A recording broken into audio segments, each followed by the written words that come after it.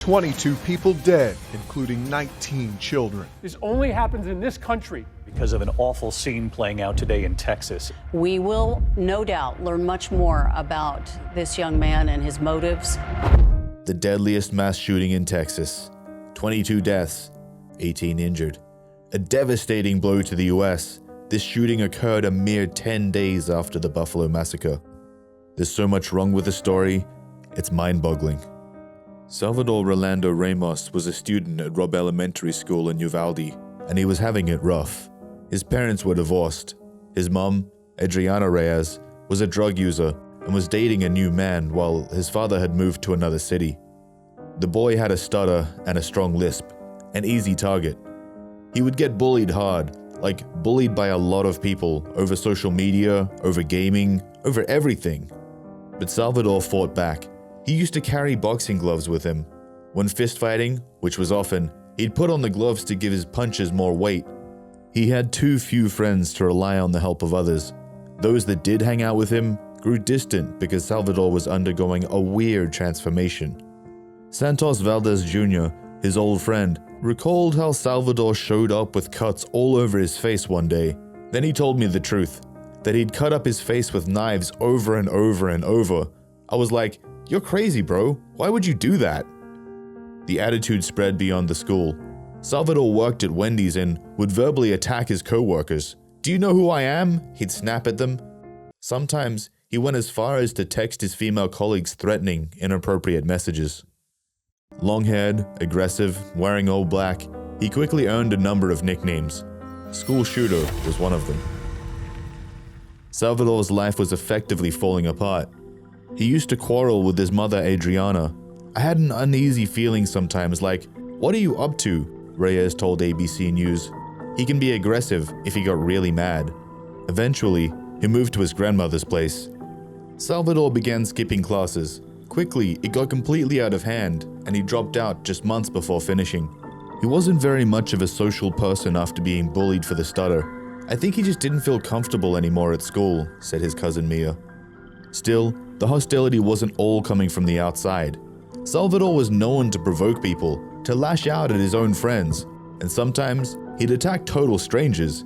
He'd go to a park and pick on people just to start a fight.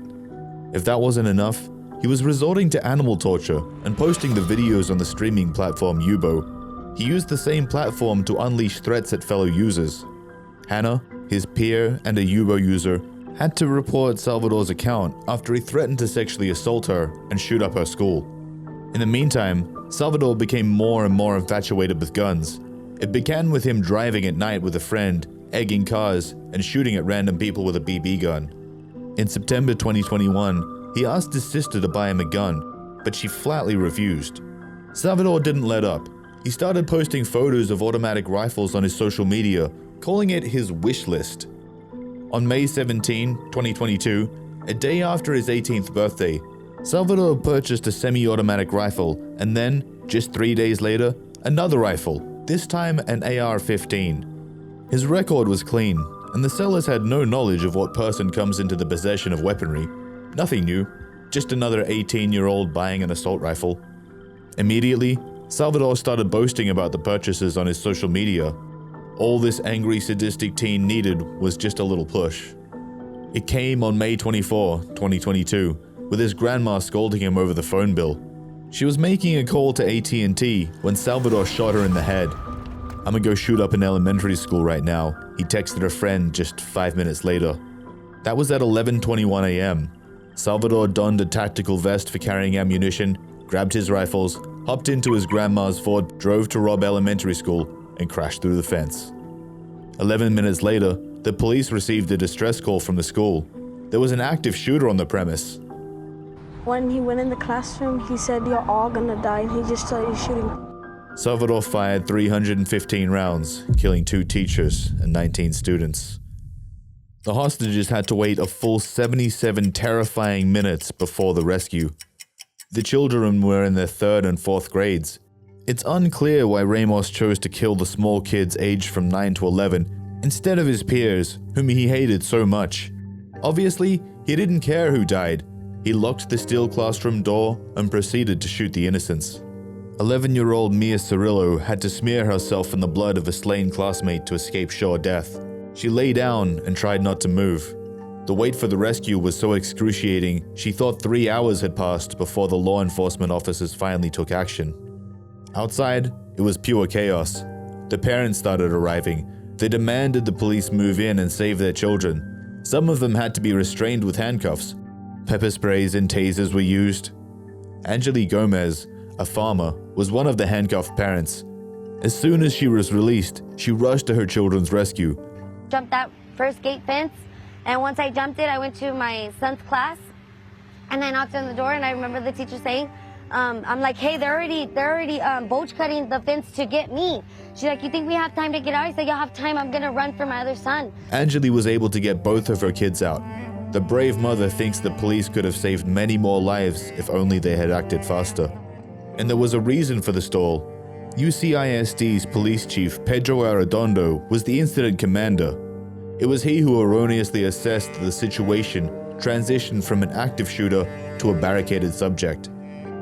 The active shooter scenario presupposes the police eliminating the shooter as soon as possible to avoid further casualties. In the barricaded subject situation, the person is behind cover and isn't hurting anybody. It's all about buying time until the SWAT team arrives. The police were receiving multiple distress calls from within the school. One of the victims was 10-year-old Amarie Jo Garza. She died trying to call 911. A scout, she did all she could to protect her classmates.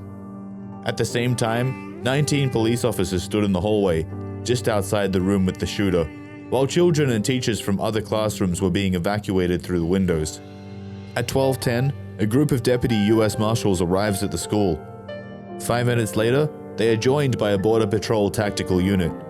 "Do not go in," Chief Arredondo repeated the order over and over.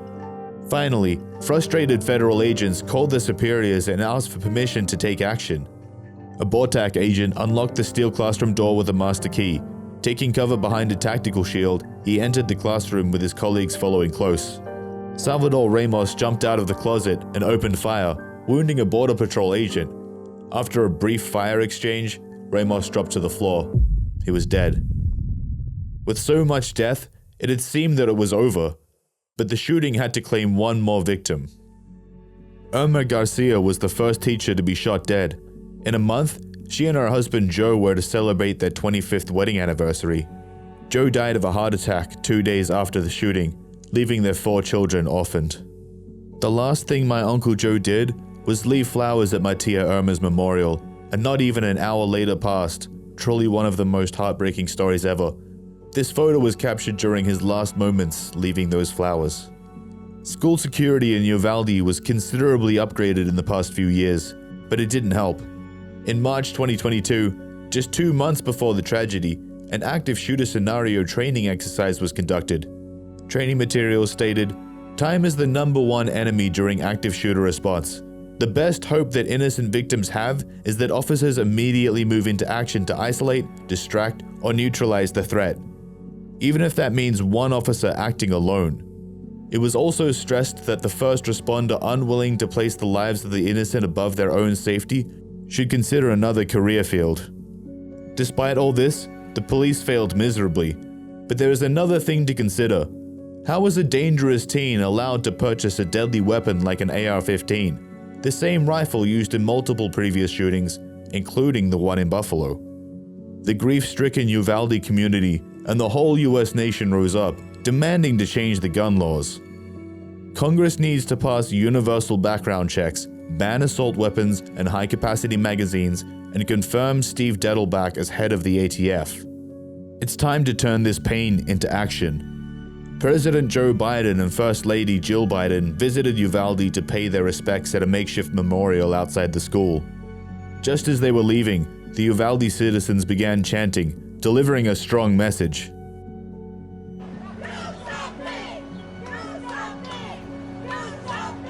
And President Biden pledged to do just that. On the other hand, quite a different take on the problem comes from people like ex-President Donald Trump, who attended the National Rifle Association annual convention in Houston on May 27. Trump's suggestions included tightening school security throughout the country and that the teachers should carry a concealed gun. After all, many people see the possible changes to the gun laws as an attack on their freedom. Every time a disturbed or demented person commits such a hideous crime, there's always a grotesque effort by some in our society to use the suffering of others to advance their own extreme political agenda. Indeed, most convention attendees believe that guns don't kill people, people kill people. Despite this resistance, the Senate is discussing new gun safety legislation, putting stress on red flag warnings, mental health resources, more funding for school security, expanding background checks, and raising the legal age to buy any sort of firearm. Will the new laws truly make a positive change? What will it take for the mass shootings to stop?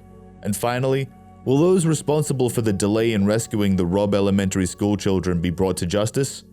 Will this pain turn into action?